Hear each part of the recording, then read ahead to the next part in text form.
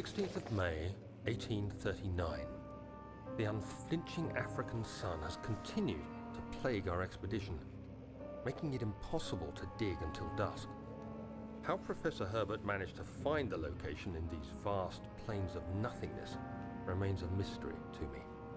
When I asked him about the tomb again, he told me about the legend of Tin Hanan, the mother of us all. An interesting story in its own right, but I can't help feeling there's more. Later that evening, we uncovered a passage beneath the dunes leading to a sand-covered stone structure. The professor was confident it was the tomb we sought and ordered the others to clear the way late into the dark, cold night. Tomorrow, I shall lead the men into the ancient structure, hoping to reach the burial chamber. No matter what the professor is keeping from me, the dig should yield something interesting to take back to London and the British Museum.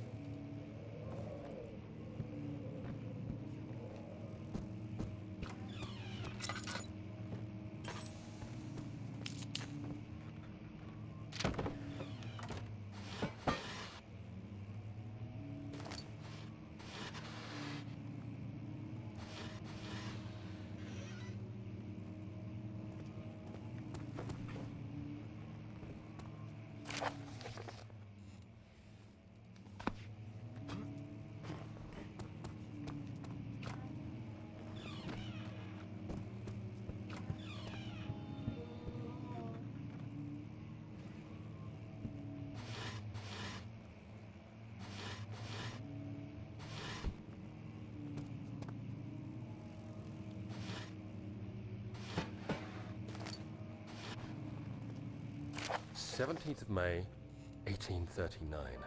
My hands tremble as I write. I feel a need to document my tribulation, for I fear that my memory will fail me if I linger.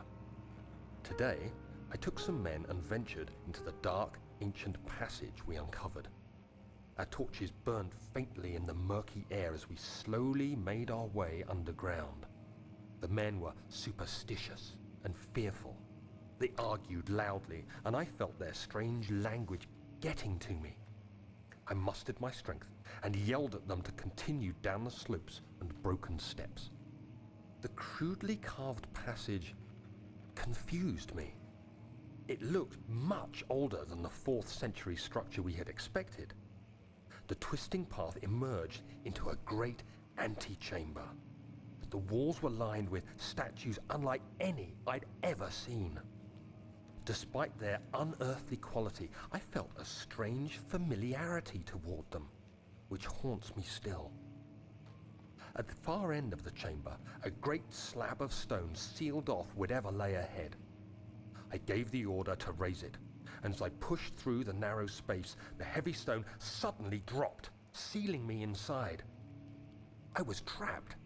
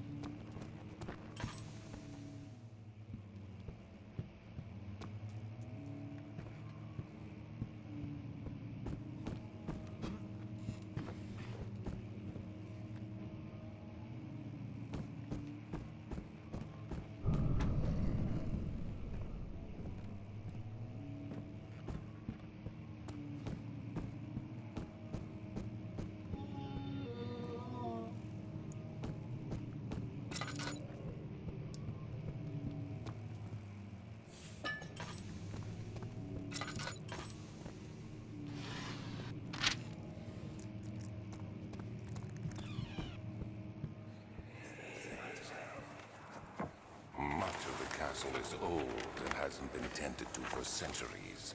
When the shadow arrives, it won't take long until things start falling apart. We're just buying time anyway. Let's do what we can. There isn't much to be done about the walls. We should reinforce weak structures.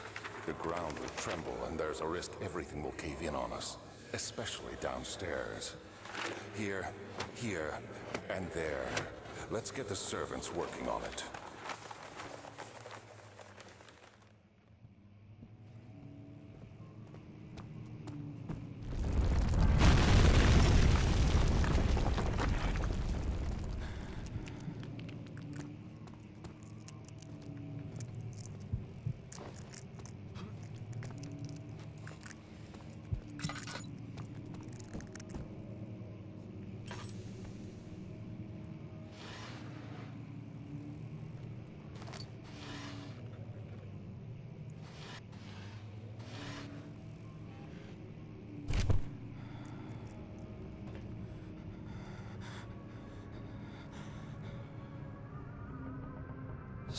May 1839. After pounding the unforgiving stone wall for what seemed like an eternity, I realized it was hopeless. I was trapped. I fell to the ground, gasping for air, trying to focus. That's when I saw a faint blue shimmer. My weakened body was heavy to carry, but I managed to push myself toward the enchanting light. It was waiting for me. Enclosed in dark nothingness, I felt myself drawn to the mystic light.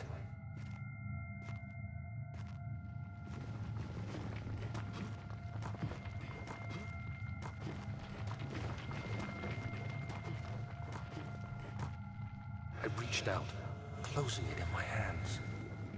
The faint glow escaped my fingers and began to spark brightly and spirit me away, unlocking alien memories of spiraling towers, endless deserts, and impossible geometry. The next thing I can remember is the grating sound of stone being lifted, the voices of the Arabs pulling me to safety, and grasped firmly in my hands was the broken pieces of a most peculiar relic.